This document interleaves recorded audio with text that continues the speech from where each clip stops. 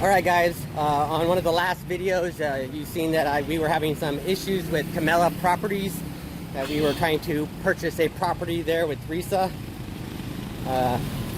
This thing I'm just going to be trying to cut out a lot of stuff and not go into details on a lot of things, just to stay on topic, on just focusing on the series of events that led up to where we're at now.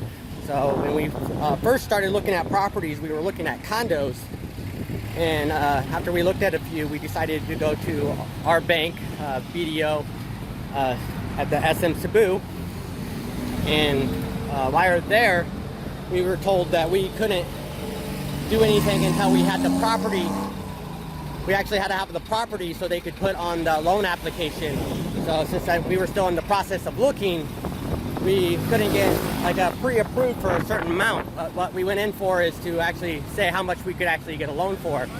They did confirm though that I could get a loan and that we could start looking for a place.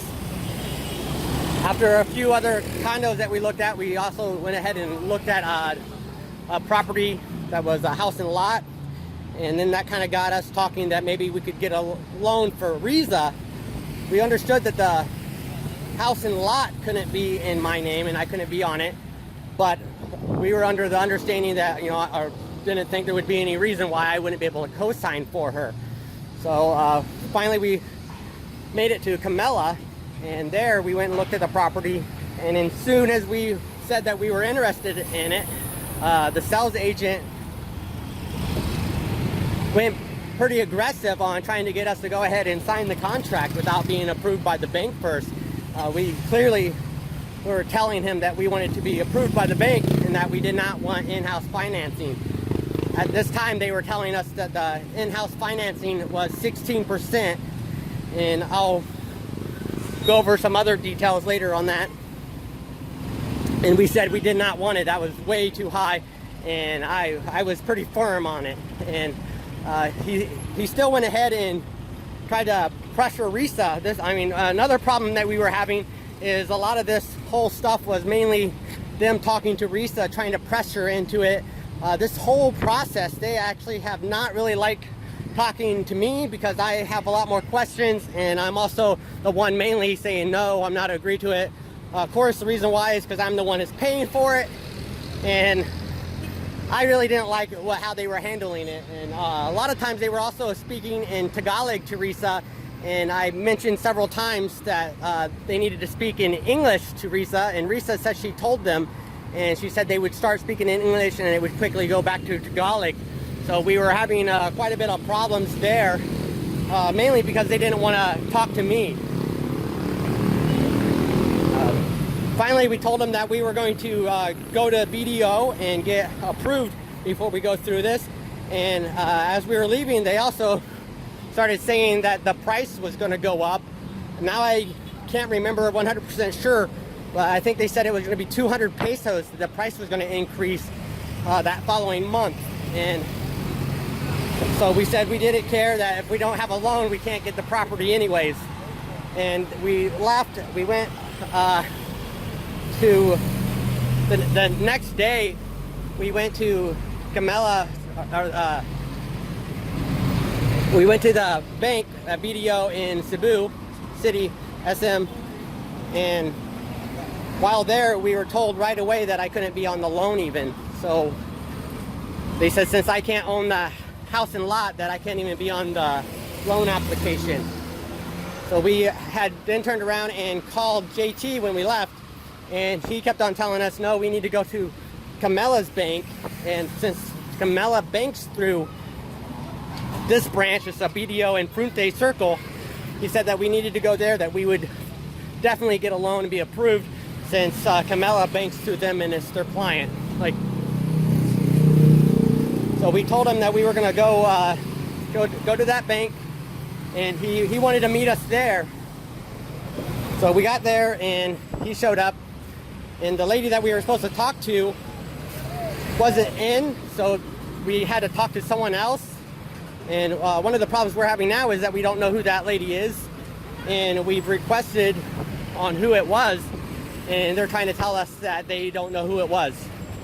So I'm gonna let you guys know the name that we were supposed to contact. I'll put it in the description or somewhere. Anyways, once we got there, the bank lady, we were talking to the bank lady and telling her that we bank with BDO in SM Cebu, and that we were denied on a loan there due to I was an expat and couldn't be on the loan application. And that JT told us, since Camella banks there, that you guys would be able to approve us.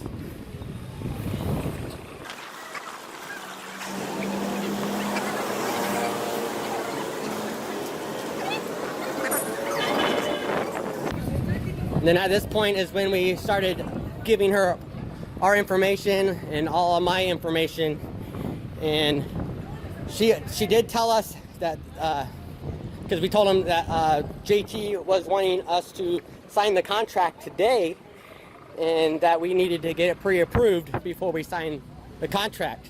She did inform us though that they couldn't pre-approve us today, that the loan would have to be processed, and then they would have to get back to us, and it would probably take about a week or 2 weeks even.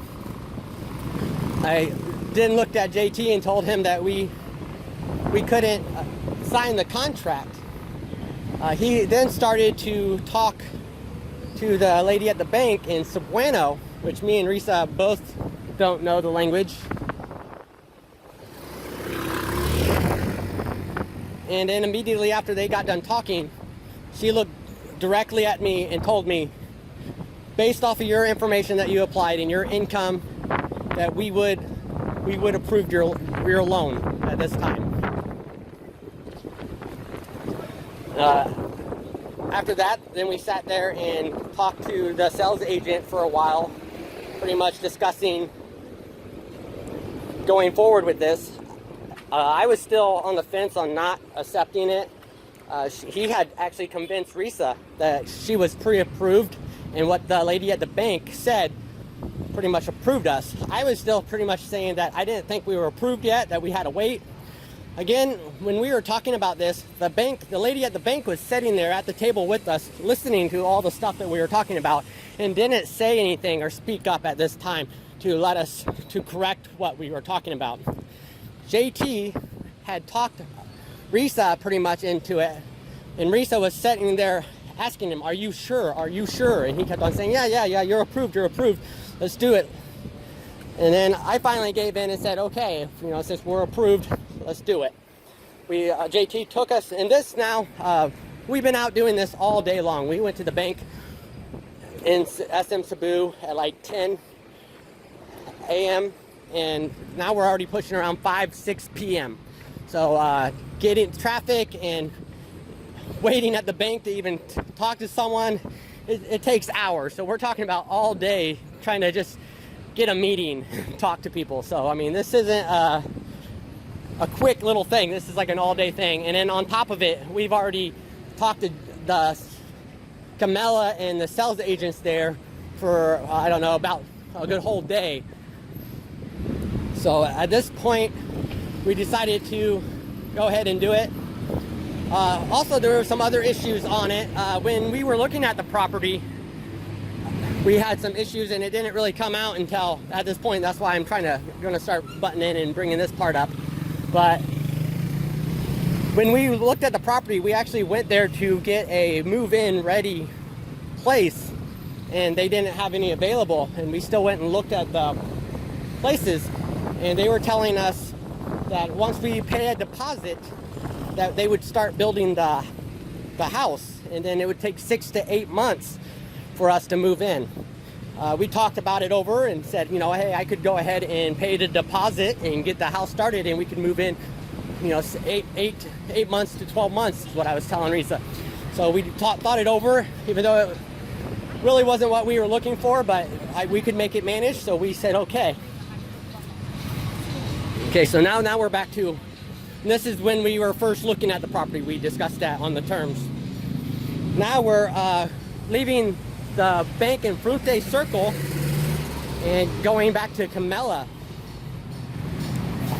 Also, I should note that we seen his advertisement on Camella's properties on Facebook, and Risa contacted him. At this time, I actually seen a article. I mean, I wasn't looking for it, I just overseen it, saying that all brokers needed to be licensed in real estate to sell real estate here. So I was actually kind of under the impression that the sales agent was a licensed broker, realtor, and due to I seen this article stating this, and there's more information on that. I'll probably have that in another topic, but I was just letting you guys know that me and Risa also were even arguing about it, because she was thinking that he was a licensed realtor, and she said that she asked him if he was licensed, and he said yes, he paid for his license. So that also kind of pushed us into thinking that he was a licensed realtor.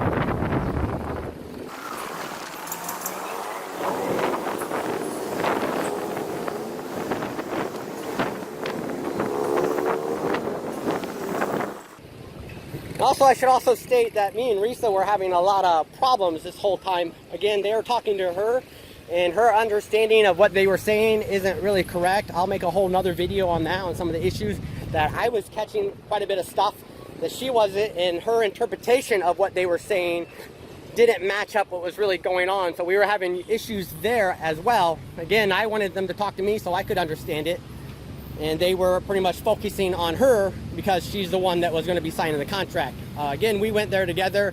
They knew I was going to be paying for it, that we were applying for this house together, but she was going to own it. Okay, now fast forward back to that we're getting to Camella to sign the contract. Once we get there, they tell us, oh, and this whole time they said that we would have to also do an application with Camella for their finance application. And even though we now were being approved by a bank, which, you know, they convinced us that we are, the sales agent convinced that we were approved now, that we would also need to be approved by Camella's financing area. So we still had to fill out the application. We filled it out with her information and my information and stuff like that. They then came back and said that I couldn't be on the application since I am an expat. And then they said that Risa didn't make enough, and if she could write down added income, extra income. And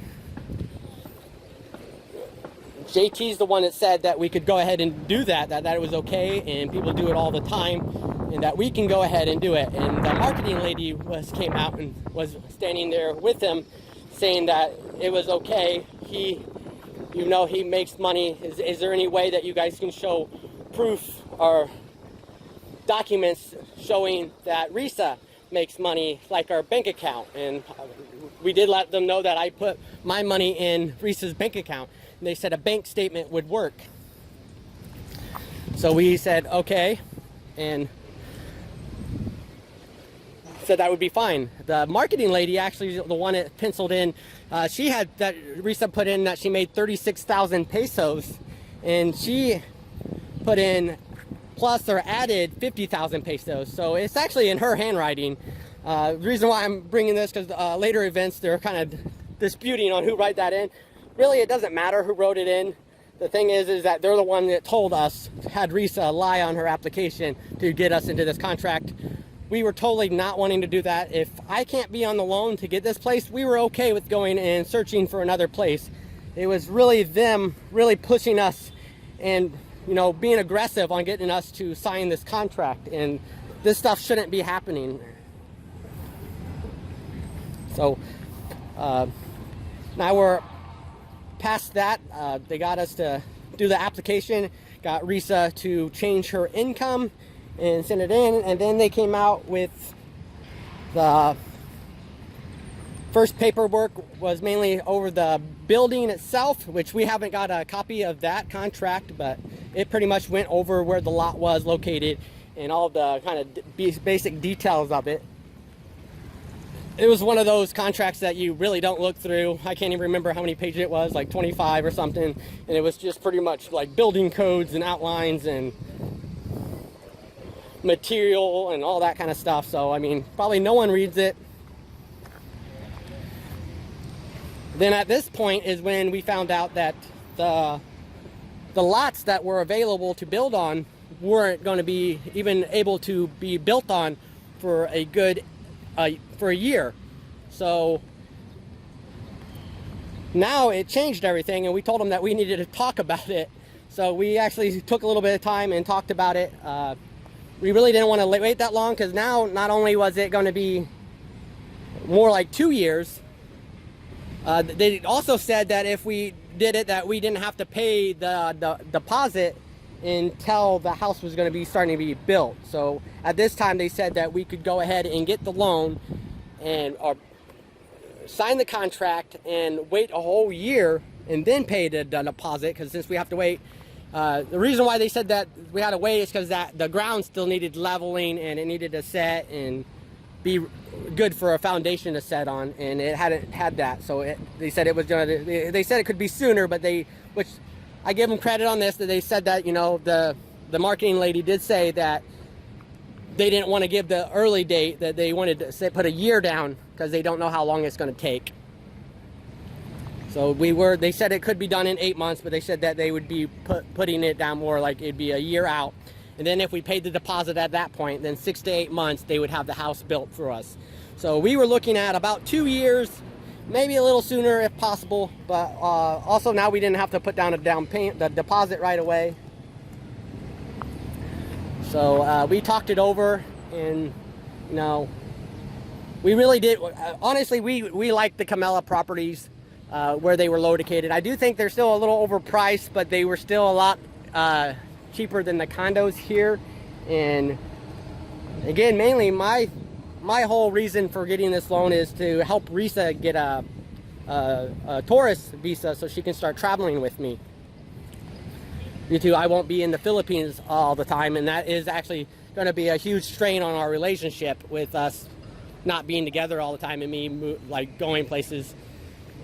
So I decided that we're past that too. So we still agreed to it, but it wasn't what we were agreeing to the thing. And another thing, when you're doing these contracts, you know, not having all the information up front beforehand, it's like one of those things. You guys know what I'm probably talking about. Like, once you get up to that point where you agree, it's hard to say you don't agree anymore. So they kind of use that, and it's really hard to say, hey, now it's like I already agreed to it. You know, I said we wanted this. After all this time we spent with the sales agent talking about it and getting this approved, he even took us to their bank and got the lady to approve us on a loan. So I mean, it was something that, you know, we didn't really want to back out anymore. And it would be really hard for us to back out after all this stuff happened. So I also do want to point this out, because when you're actually experiencing it, it's really hard to, now when they throw up other obstacles, to want to back out that you don't agree with, because they already got you to agree to it. So that's one of the things that we were feeling, is the pressure on still going ahead with this contract, even though now we were still uncertain of what we wanted to do on other issues. The next contract they brought out was the actual contract to buy, and it stated information in there. The only thing the marketing lady went over with us was the first page, and that pretty much dealt with the loan scheme for their in-house financing. Again, I did tell them that we did not want the in-house financing, and that we didn't want this loan without a bank.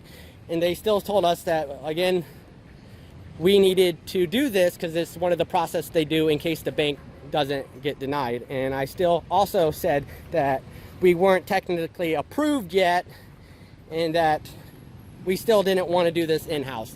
And that's when JT again was telling us not to worry about it, that here in the Philippines, that this is how they do it. You can take their word for it, that she verbally told us that we were going to be approved, and we're going to be approved. So some of the stuff that I was reading over, that is what that also, there was also a little clause, and I'll show you guys this, and this is where this whole contract is pretty much bogus. And it's because they're letting these people, later I found out that the sales agent doesn't have to be licensed, and he's not a licensed broker, so he shouldn't even, these sales agents shouldn't even be dealing with contracts like this. with this large sum of money. So it actually annoys me a lot more finding out that these guys don't really know what they're doing. They don't even know, like JT didn't even know what the pre-approval meant and the process of getting us pre-approved. And it kind of really starts annoying me when you're starting to figure out that the people that are selling you a home and are supposed to be professionals don't know what they're doing, and they're supposed to be ethical for both the buyer and the seller, and that's definitely not what we're dealing with. You know, for me, when you're using a sales agent in the U.S., we use realtors, and they're all licensed, and they all have bachelors, and they have to take a extremely hard realtor exam to sell property. And then on top of that, they also have a broker above them that has to have a lot of college and has to pass an extremely hard test to be a licensed broker. So I mean, I'm like, it's a lot of work. Here, even to be a broker, it didn't look like a lot. It looked like you have to have a bachelor's, and it has to be a bachelor's now in real estate. So you only need a bachelor's, and I think it was a test, but it didn't look like it was anything extreme. So, but anyways, I'm getting off topic, so sorry, I'll get back to this. And again, I started learning this stuff later on, so it was kind of a shock when I originally read the article saying that they had made a law here in the Philippines that all people that sell real estate had to be licensed brokers. So I was assuming that that was everybody that was selling real estate, and you know, now I'm finding out that some people are, depending on how you interpret the law, some of them are saying that the sales agent can do that as long as he's operating and licensed under a broker to do so. So now we're back on topic that we're here. We just got past that lease. Again, there is that clause in there. I didn't even mention what the clause was, that anything the sales agent says or does will be dismissible with Camella's properties, and we don't have to hold him in good faith. And this is where the problem is now, is on this issue. And again, we went ahead and signed the contract. I guess I'll put that in another video, or I may end it at the end, but I might come back to this topic because there's another issue on why this is important. But I'm going to try to stay focused on this timeline. So now we're done with the contract, and where did we go? What did we do? Let's see.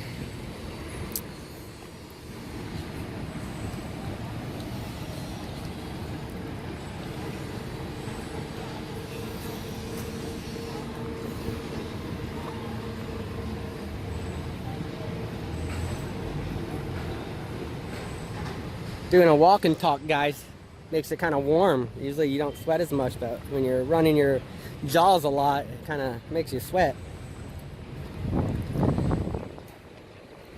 Alright, I'm trying to think if we had any other issues there.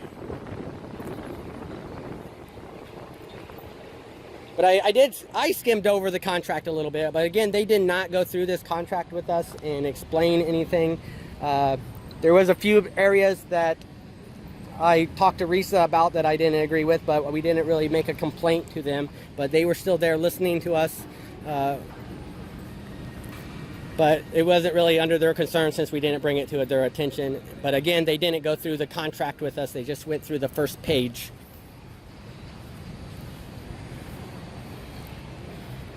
And again, I also need to mention this still, that the clause about the sales agent is actually on the second page, and I did bring it to their attention that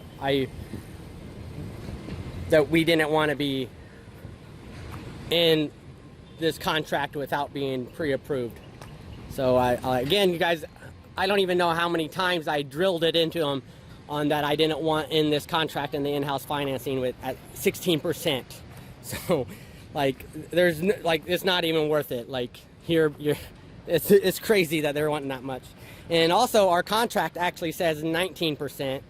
And then when we came back in later to dispute some of this stuff, they tried to tell us that the interest rate was not 16% and that they had it at, I think they said 13 now, I think they came down to.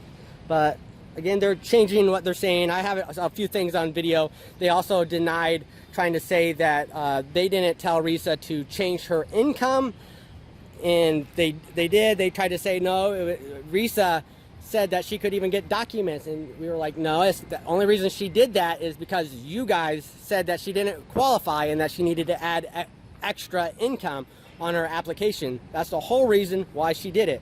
She wouldn't have done it if you guys didn't actually tell her to do it, because obviously we were just denied on her income. You guys knew that she didn't make that much. Like, so right now they're trying to say that they didn't have her agree to them putting $50,000 extra income in her application for her. So that's another thing that's like a huge problem.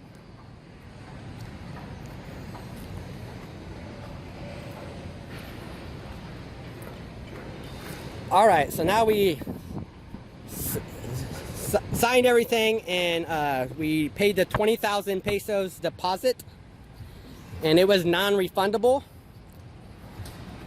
And again, the reason why we're having issues with this is because we are asking for our deposit back, and that's mainly due to the unethical dealings that the sales agent did getting us into this contract. Not only did the sales agent know, but the marketing lady knew, and everybody that could overhear me in the office. You guys, I'm pretty loud, so I'm guaranteeing that everybody in the whole building probably heard what I'm saying. Like, I'm just a loud person. Like, growing up, my parents fought a lot. There was a lot of yelling going on, you know, like our normal talking is pretty much yelling. There's 6 of us in my family, and if you weren't yelling, you weren't heard. So I am a very vocal person. It's just natural. I'm just guessing it's because of the family I grew up in that, you know, we're all loud. So everybody hears me when I'm talking. Like, me trying to whisper or being quiet, it's not happening. You know, it's just, I can't do it. You know, I try, it doesn't happen. So everybody knows, and we were very persistent on saying no, we didn't want this contract without getting approved. That's why we went to our bank. We didn't get approved. We told them no. Then we went to their bank. We weren't getting approved. We told them no, and then he got the bank lady to tell us that we were going to be approved. Again, this is not what we wanted. Completely not what we wanted. We did not want to have Risa put in added extra income. And right now, Risa, I've been having a problem with Risa because she hasn't been wanting to come out with this and talk about this, because she feels actually really bad about lying on her application now. And I keep on, and like, she's going to get in trouble. And I'm like, no, they got you to do it. Like, if anybody's going to get in trouble, it's going to be them. Like, they had, and not only did they have you agree to it, but the marketing lady even is the person that wrote it in. So I've been really trying to get Risa more okay with telling them what happened, because she didn't want to even talk about this stuff, and she's pretty much was helping their case. And that goes in on more on what I was talking about, that I was having issues with Risa because she wasn't understanding what was happening here, is that they're making her feel like she can't come out with what actually happened, because it'll come out that she had agreed to changing the amount of money that she put down on her application. So so it is, I like, seriously, Risa isn't helping our situation that much, but I'll try to talk to that. So now we're past that. We signed all the contract. They took a picture of us with the Camella key, and we were on our way. The next day, the bank called Risa and let her know that they needed a signature from me. And so I had to get a signature and sign it so I could be on it. And the bank lady now did mention that normally they don't let expats on the loan application since it's a house and lot, but that they were going to try to get me have my income on it. And at that moment, I was like, when she was telling me this, she already ended the conversation. At this point, I was already getting pissed now. I'm like, see, we are not going to get approved. This whole thing was a fucking scam. I was starting to get pissed off. So anyways, we ended up waiting. I think it was like 2 weeks that it took for them to get back to us. Now the bank contacted us and said that we were not approved, and that I couldn't be co-signing, and that she would still need a co-borrower. because she did not make enough income. Again, when this is before that we had Camella try to change Risa's income, Risa still put 36,000 pesos down on her application or something close to that. And she didn't qualify for the loan, and that she needed to have, I think it was a total, something like 50,000 pesos a month income. And also they didn't like it that she was self-employed. So after we did argue with them, I had her argue with them, saying that we were told that we were going to be approved, and pretty much it's just like, no, you're not approved. They never approved you. There's nothing we can do about it. So that's seriously how the banks here do business, and obviously these companies are doing business. It's, you know, like they say, welcome to the Philippines. So if you guys are an expat watching this video, seriously, welcome to the Philippines. There's a lot of positive things here, but there's also a great deal of negative things, and most of the negative things are in contracts and people really out to get your money. Again, welcome to the Philippines. So that call ended, and then we called, she's talking to him. We called JT and let him know that we were not approved and that we didn't want the loan, or we didn't want this contract. And he was like, no, well, we will get you approved. We got tons of other banks that Camella banks with, and we'll keep on trying to get you approved. And he also said that he was going to send the information with the information that they have now on their record with the added 50,000 income, and that they would also try again with their bank, but there's also other banks that we could get approved to. And Risa still really wanted this house. I mean, we did like Camella's property, you know, where it was. I'll show some videos of it too. I might even do it in this video, since I'm just walking around. It helps me talk and, I don't know, say things better when I'm walking. But Risa really wanted the house, and as long as we could get a loan, we were fine with it. I like everything other than the in-house loan payment. So that's really what I had a problem with. This whole deal is all about going into this whole thing and we did make it very clear that we wanted to be approved before we did the contract, and that's not what they had us do. So that's what my whole issue was. So we decided that we would wait and try to get approved to the bank. JT sent the documents over to the bank. The bank then they gave us a call and said that we were still going to be denied. They asked her where she got the added income, and that now they wanted documents showing where she got it from, and they weren't going to use the bank statements. And they also denied her on her income because they said that they would have to, at this time, now Risa was forced to go a step farther. Now she feels like she's going to get caught on telling them that she made 50,000.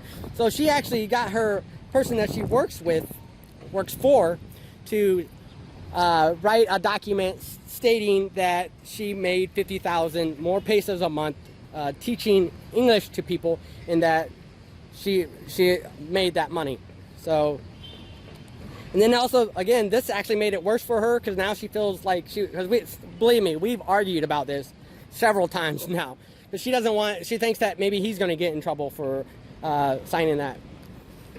You guys, there's no way for us to tell you what's happening here without putting in all the details. So I'm putting in all the details. That's what happened. So she submitted that stuff. The bank still got back to her and said that since she's self-employed, that they are going to take her income and divide it in half. So now she's up to 86. Divide that by half. She still fell under the 50,000, and they weren't going to approve it. So we got back to JT, and obviously the bank caught what was going on here. You know, that's why she was denied, because she put in an application saying that she made 36,000 pesos, and then now she's just writing in that she made an extra 50,000. Obviously, the gig is up, but you know, with Camella, they're obviously trying to get us into a contract, and they don't care if we get a loan or not. Really, we're going to fall in-house. So, you know, obviously their gig on getting us to go ahead and do this wasn't up, and they were still pushing the gig on us.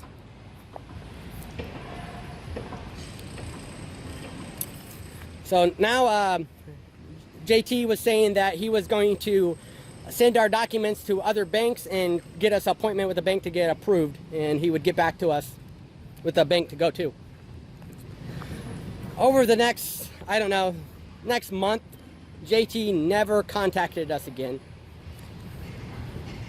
Because again, we were in a contract and we were going to fall in under in-house financing. The first month we already came in that we needed to pay our first payment for the in-house financing until we got a loan, now that we were already in a contract, and we agreed to wait to get another bank to approve us. So we went ahead and paid the first payment, which was 17,000 some pesos is change, and we went ahead and paid the first payment. And this is how this is where I started getting more I don't know, annoyed with Risa, because I was telling her that I was already wanting to stop. Like, you know, I started reading online more and started seeing all the comments and people's complaints about these companies doing a lot of shady stuff, and exactly what I'm talking about, that being told that they're going to get a bank loan and never getting a bank loan. So this is a really serious issue with Filipinos having this problem, and that's another reason why I'm really wanting to really tell our story. I'm already past the point. I'm going to fight as much as I can to get my money back, but I'm already past the point where I don't even now care. I mean, I do care. It's my money, but I really want to make this video because there's other Filipinos that are, I mean, the way they hacked it, this is common practice. There's no way that this isn't common practice of these sales agents doing this. The way they came out and handled Risa on even adding and changing her income was so natural, and you can really tell that this was common practice. So, I mean, I can only imagine how many people they're doing this to that has no knowledge. The common person, I mean, they even did it to me, and I deal with real estate. I have several loans. I look at properties, you know, and I was even being pretty aggressive on saying I wanted to be pre-approved. But again, I'm in the Philippines, and I really don't know how some of the laws and how stuff operates here. So that did help benefit them a little bit, because again, I was saying that we weren't approved. They were saying that's how approving is done here in the Philippines, and it's actually not, obviously. So I can only imagine the typical person, and I'm not saying this is just Filipinos, this is even people in the US. People just don't have the knowledge on how loan processes happen, and the process of buying a house and all the legal and ethical obligations that people have. And the reason why it's more important that there's higher standards here than what there is because right now in the US we have pretty high standards. Our realtors are all licensed that sells property. There is no sales agents that has none of, I mean, this stuff doesn't happen. They're all realtors, they're all licensed, they all have basic knowledge in what's going on. And you know, the average person, when they go in to buy a property and is talking to a sales agent, they're placing a lot of trust into these people. These guys are, you know,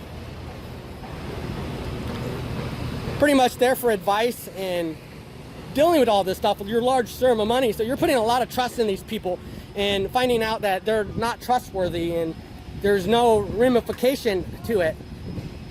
So it's this, I mean, this stuff isn't right, guys. So I mean, seriously, the people here need to really demand that they have better stuff here, because I can't imagine how many people are getting taken out of a non-refundable deposit over a sales agent telling them that they're going to get approved and that it's easy to be approved here. Oh, and by the way, guys, Filipinos, it's not easy for you guys to get a loan here. So, where was I going with this? Because there's some other stuff. All right, so we paid the first month rent, and we started arguing because I wanted to back out of it and go ahead and demand our money back and move on, because I didn't like the situation that we were in, and I was telling her we don't have the time to wait. What happens is if we keep on waiting, we're going to be 6 months, a year, or more into this contract and paying this many payments, and we're going to be out of even more money because I'm not wanting to pay 16% interest. And yes, the 16% interest is a big deal. We're talking about a good 1 million pesos more for the house. So that's about $20,000. I think it was actually more than that, but we are going to round it to those numbers. So you guys, that is a huge difference, how much the interest is actually making you pay for a house that, if you ask me, is already kind of overvalued for what you're getting. Small lot. I mean, we still liked it because pretty much everything here is expensive, but on top of it, having to pay another $20,000 in extra interest fees that you would not have if you went through a bank is a huge difference. And we still have the option of getting a condo where I can buy it, and we won't have any problems there. So I was wanting to back out, and then I finally made it firm with her, saying that, you know, if we didn't get approved by a bank by our next payment, that I was not paying it. And then somehow magically JT had called us and let us know that there's a model unit that had opened up, that the people that were buying it backed out. Imagine that, guys. Probably could be the same reason that we're backing out. Who knows? But it sounds like it's pretty common that people pay a deposit and then later find out they can't go ahead with it because they didn't get financed. But anyways, the people are backing out, and now that the model unit was available, he called and let us know that it was available because he remembered that that's what we were wanting in the first place, and then that we were talked into waiting almost 2 years for a house, which is totally not what we wanted. So he was pretty excited to show us this property, and we told him that we'd want to go look at it and that we would take it. It was upselling us for this property was like, what was it? 3.4 million pesos, but that was also somewhat furnished. Like they didn't have a fridge and other stuff. And they actually said there was a fridge and TV when Risa was talking to her, but they weren't talking to English to us, so I don't know. But they said what was in it was in it, and at that time we didn't look at it, but she said she did ask if there was a fridge and a TV. When we went and looked at it, there wasn't, but honestly, Risa was trying to make a big deal out of it. I told her it wasn't a big deal. Like we actually went and looked at the model home, and we actually liked the location of it better than the other place. And it was actually nicer than what we were getting, and it was going to be move-in ready. I wasn't okay with the price, but again, we wouldn't be paying rent and a loan. So if we could get on this would be a much better option for us, because we can move in right away. As soon as we paid the deposit, we would be able to move in. So, but there was one catch at this, is I told him we'd do it if we got approved by a bank with a loan. So he said okay, and that he was going to take us to a bank. So we met him at Camella's, and then Camella, their office isn't too far from us, maybe a mile. So we met him at Camella's office, and he took us to Union Bank.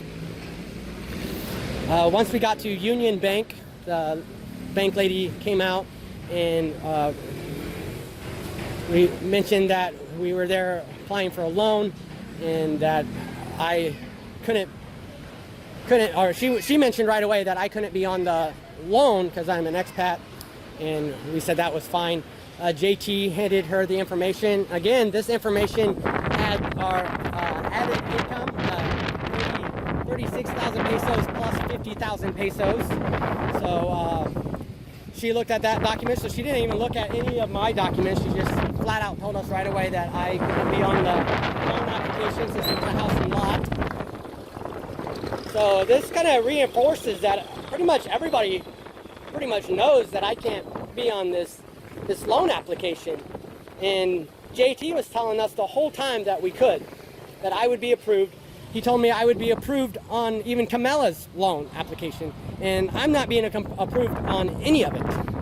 So it's you know, this is a big problem, and it really kind of irritates me.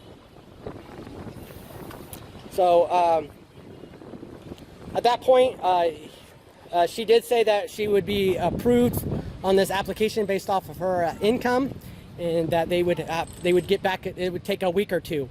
And he then said that we needed a letter of approval, and she said that she couldn't give that today because we weren't approved. That we would have to wait a week or two until they get back to us, and that she would put a rust thing in, because again, we weren't going to sign the new contract until we got approved. And this is how it's done. And I was telling him, this is how it's done. This is how you get pre-approval. I was like, this is how you do it. You know, you come in and you ask for that bank statement, or that, that statement from the bank saying we're going to be approved before we go in. So I was like, this is how it's done. This is how it's done in America. This is how it's supposed to be done. You get a bank saying, hey, we promise you this money. You know, you don't take the verbal word for it like he was saying that you could here in the Philippines. So that really is where it was. And then I started telling Risa about it later, and because again, we kept on talking about him being licensed or not. Still, we weren't really sure about him being licensed, and I kept on saying, I don't think he's licensed. He doesn't even know what a pre-approval was. You know, I was like, this guy can't be a licensed. There's no way he's a licensed realtor. And then she actually told me that he's not the one. He said that before we left Camella, the marketing lady came out and told him to make sure that he gets a approval letter from the bank. So again, you know, I don't think he even knew this whole process. And honestly, he should know this stuff. If he's handling clients and he's dealing with people's money, he's dealing with legal contracts, he's representing clients and the seller, you know, they should have this knowledge of this kind of stuff, you know. So it's just, to me, to find out that they pretty much, you don't have to know anything, you know. Have to have I found out later that 2 years of college could be in anything, you know, nursing, nothing to do with real estate, basket weaving, whatever, doesn't matter, nothing to do with it. That's all you need. 2 years of college courses that could be in anything, and a 4-hour seminar. Now, it doesn't specify how many, it just says a certain credit. But we had talked to another realtor, which I don't think she was a realtor either. I think she's a sales agent. But she was telling Risa that she could do it too. She just has to, because Risa has 2 years of college. And she was telling her that she just had to take a 4-hour seminar and she would get approved. And she would just have to pay for her licensing underneath the broker. So that's how easy it is to be a sales agent here, to handle people's contracts and money and, you know, some people's life savings. Like, to me, it's unbelievable that they're, I mean, I don't know. So definitely in real estate deals and transaction in the States, we do have that to take for granted. I mean, I think I was taking it for granted now that I see how stuff is happening in other countries. So the buyers are definitely more protected in the U.S., and I was just shocked how unprotected buyers are here in the States, and I'll go into some more details on this. But now, pretty much that we had agreed to this, and we were going to wait on to the bank. So we were now back at Camella's property, and we already went and looked at the property, and then we came back. We said that we'd take it. We wanted this property, and we were just going to wait for that loan approval to come back. This time, JC said he was taking off, and he took off, and we were still talking to the ladies at the front desk. And then they, before JT took off, he did tell us that there was going to be a transaction fee of $10,000 that we would also have to pay. And we said, okay, you know, but we were still waiting for this loan to go through. So he took off.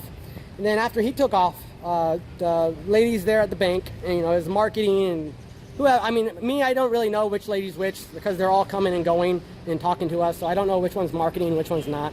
But they're pretty much marketing. They're the people that we're dealing with.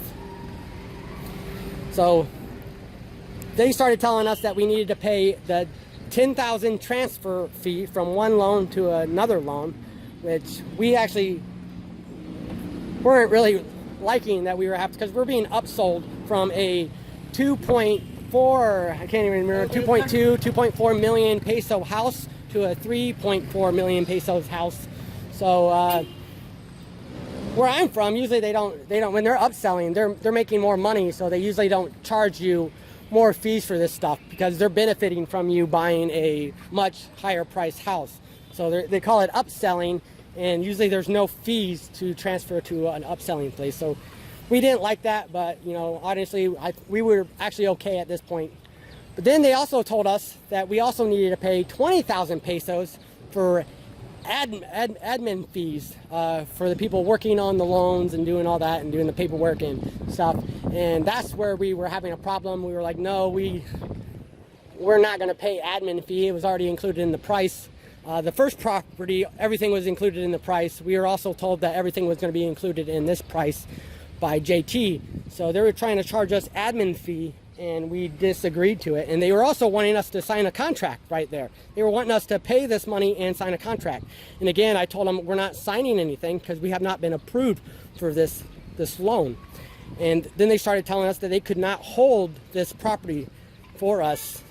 And pretty much if someone else came in and bought it, that it wouldn't be there for us. And we told them, okay, so you guys already got, and this is where I first finally kind of exploded on them. And I told them that I was extremely pissed off that we were first not wanting in-house loan, and that we demanded to be approved by a bank before we went through this process. And now you guys are doing it again. You guys are in here trying to pressure us into signing a contract that we don't want without being bank financed. And I was like, I'm extremely already pissed off about this whole issue of us being in this contract when we shouldn't be. And you know, this is where I started speaking up. This whole time I've been trying to be polite and let Risa handle most of it, which she wasn't doing a very good job. But seriously, you know, this is where I started getting pissed. Once they started wanting to add all these other fees and then try to get us to sign a contract again to hold this property for us while we wait for a bank to approve us. So we finally told them, no, we're not going to sign it. We finally said if it sells out from under us, then that's okay, because we're not going through this without bank financing. So then we actually left. And then Risa had called their marketing and started telling them that they were trying to charge us an admin fee. He finally said that they would waive the admin fee, but they said that our 20,000 deposit wouldn't be applied to our transfer over, because that was with that contract and it wouldn't be applied. They said that was what would have paid for the admin and all that stuff for the first contract. And they said that wouldn't, since it's non-refundable, it wouldn't transfer over to the new property. So this is, you guys see what I'm saying? Like, they're upselling us, and then they want to keep our deposit. They're not going to slide it to the new property. And on top of that, they're wanting us to pay a transfer fee of 10,000 pesos. And, you know, now that they're saying that we're not going to have to pay the admin fee, they are letting us know that our deposit isn't going to transfer over to the new property as well. So the next day we go down to Camella and started dealing with them. And you guys, I tried to stay cool, but I couldn't. And I kind of blew up a little bit. Not too bad though, but I did record it. I'm debating on if I want to put it up or not. But I did, you know, I wanted to be more calm and get more video of them lying. But that's where I did get them to change their statement on the interest rate. And then also on having their reactions when we brought up that they told Risa to write in that she had earned income, which of course now they're all going to try to deny and all this stuff. So I've been trying to record most of the stuff now. But this video is mainly leading up to the events. So now that we're at this office now, I finally get fed up with it and tell them that we're done, that we do not want it, and we're backing out of the first contract, and that we are demanding our refund of our deposit and our first payment. And they kept on arguing with us, saying that the deposit was non-refundable. And I said it is, due to how you guys got us into this loan, that you guys lied to us and got us to believe that we were going to be approved by your guys' bank on this loan, and we never were. So if we weren't lied to and manipulated into this contract, we would have never signed it. So you guys have a sales agent doing this, getting us to sign a contract. And then another issue came up. This whole time I thought the sales agent was working directly with Camella, you know, because we met in Camella's office. Everything was done there. Everything was going through him and the marketing people. You know, they're all operating as one company pretty much. And now they're also saying that, and I looked it up, this is how it is. So this is where it gets even worse on how stuff is handled here in the Philippines. They're saying that the sales agent isn't an employee through Camella, and that they're not responsible for anything the sales agent does, that this contract that we signed was with Camella Properties. And that's another issue, is because he's having us sign a document for them. So Camella Property is still liable for this sales agent. I understand that they're trying to say that it's not, that the law might even say that he's not, but Camella is still hiring the broker that has this sales agent to do work for them. And they done it at Camella's business. They're selling property. They're using Camella's van to shuttle us around. They never used the broker's name or company that they work for. Everything's been under Camella. So pretty much this sales agent is operating under Camella due to all the advertisement is through Camella. Pretty much everything is transacted through Camella. We thought we were working with a Camella sales agent. You know, now they're saying that he works for another broker and he's licensed under the broker. And that money isn't going to be refunded. And I said, it doesn't matter who he works for. We paid Camella. We still paid Camella, and we're asking for our money back. We don't care. At this point, this is all unethical. And yes, this does relate to Camella's properties, that they're having unethical dealings happening underneath them. It doesn't matter if they're doing it, and obviously they're doing it too, because they everything was handled pretty much right there in their office. So Camella, the agents and employees working for Camella, they all knew what was going on and how these sales agents operate. So definitely Camella is just as responsible for these issues as the broker and everything else. So anyways, they pretty much said that we had to file a complaint. They still reassured us that we would not get our deposit back. And we decided to do a written complaint. They also informed Risa that she could do it in Tagalog. Of course, they want Risa to write this complaint in Tagalog, so I can't read it. So they actually told her to write it in Tagalog. Oh man, that's crazy, right? Anyways, we ended up filling the thing out. I pretty much am the one that did it, and we and Risa both signed her name. And again, this will be another issue on me and Risa, because we did have issues on this. Because first Risa did do it, and she was very vague on everything, and I tried to explain that she's leaving out too much of the details. So yeah, so obviously they were really wanting Risa to put this in, but I did put in, I can't remember how many pages it was, 4 or 5 letters. I did take a copy of it, and I'll put that up later as well, so you guys can see what I put in. So I put that in, and this whole time we've been waiting on a reply. So that's where we're at now. And yesterday we got our reply, and they denied our return. So I wanted to make this video and so get us caught up to this point, so I can start sharing other information. So this is what happened. If you guys can leave stuff in the comment. I'll get into more of the other stuff on sales agents and broker here, since now I'm reading on a lot more of the stuff, and I'm trying to understand what the laws and how they do things here. So I will be putting information on that. So, but if you guys want to go ahead and put information in there, go ahead. We are thinking about getting a lawyer, but we might not go to that, because the sales agent did call us and let us know that he would pay us. But at this time, we told him that that was unethical for us to accept money from them, since we paid Camella. and that we need to accept that money from Camella and not him.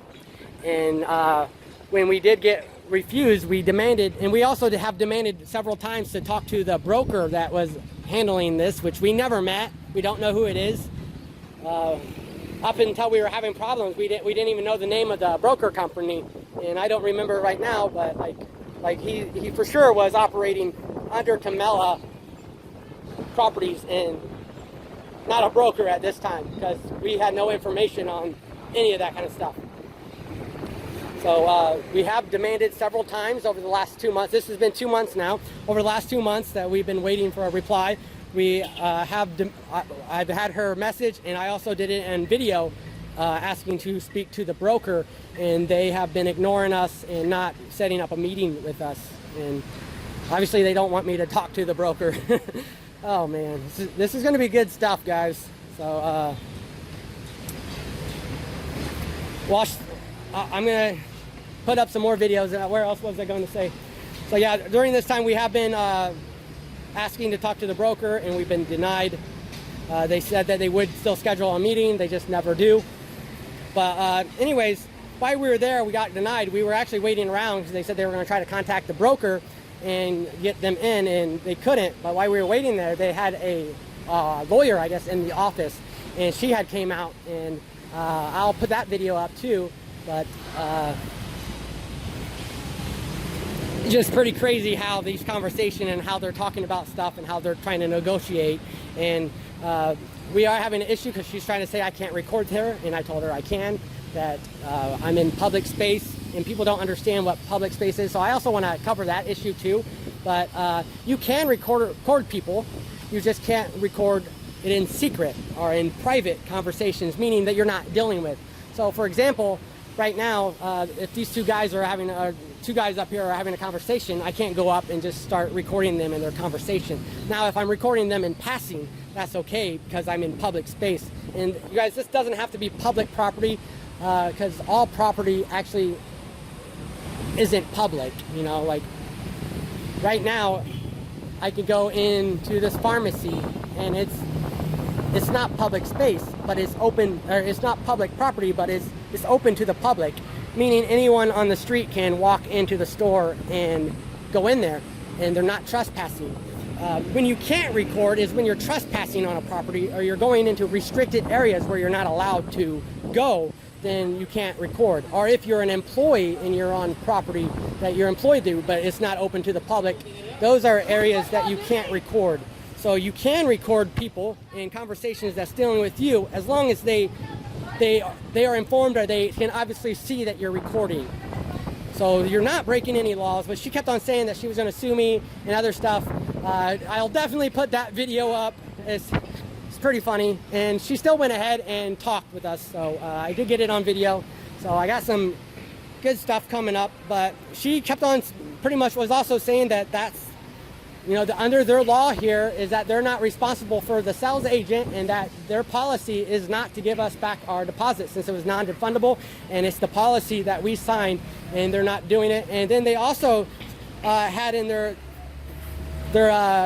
denial refusal letter that they were also keeping our 17,000 peso first payment due to a transaction fee. And again, we never did a transaction to the new property. So right now they're still charging us, and we never got that cleared up on if they were going to pay it, because they pretty much kept on saying the deposit wasn't going to be paid, but they never confirmed that they were going to pay back the 17,000 pesos. So right now they're saying that they're keeping it all because of a transaction fee from one loan to another loan, which we never did. So we never paid that, and that payment was not for that. So, and we did not go ahead with that signing of that. So we know for sure that we're entitled to the 17,000. It's just, are they going to pay it? And we, without a doubt, a reasonable doubt, we're entitled to our deposit back on what happened. And that's one of the reasons why I'm making myself record this stuff, because here it's crazy how business dealings are done. And now I see why so many businesses don't want any recording. In the US, for example, we've already came to accept most recording. We're in a digital age, and most places, almost everywhere you go, pretty much, you can record. But here, They don't like any conversations recording, and I can see why. It's because most of the businesses are doing a lot of unethical things, like what happened here. So I mean, I think it's a big issue. Just the time that I've been here, I noticed they have been getting a little bit more relaxed on the videoing, because I haven't had really too many problems in the malls. But the first year I was here, especially the SM malls, they really were telling no videoing. And now some of the SN malls, now it's mainly only the grocery store, the food department areas that they're saying no recording. Everywhere else in the malls, they're starting to allow it at the SMs. But that's a big issue there, because again, you're in public space, you're not doing a security threat. So yeah, other places that you aren't going to be able to record is any place that you're going to be posing like extreme security risk. But most places that's not going to happen. It's going to be like a bank, because there's going to be people wanting to rob the bank. But me going into Jollibee's or something isn't going to be a security threat with me going in there and recording it, for example. So I also wanted to touch on that. But again, I might make a whole video on that. But I think I covered enough in this video, so I'll definitely post some updates and let you guys know what's going on and give you guys some more information on some of this stuff. So hopefully this helps you guys. One last thing is, if you guys are planning on buying a house or looking at properties, make sure it's a licensed broker. Do not use the sales agents. Obviously they have no trust, and they are not required to have any trust in you. They can say anything they want to you, and they're going to get away with it. And it's flat out totally wrong. You know, this is not okay. You know, not only do the people selling it, because again, this was the sales agent and Camella that sold us the property. It wasn't just the sales agent. We went through the marketing, and I'll also bring this up in another video since I'm on it now. How it's supposed to happen. As into, like, nothing should have been done at Camella's, and we should have never met any of those people until we were signing the documents. Everything should have been done in the broker's office, and all the paperwork we should have been signing should have been through the broker and not Camella. So I'll talk about that a little bit later, but this video got a little long, but I hope I gave you guys a lot of good information. So see you guys later. See you guys on the next video.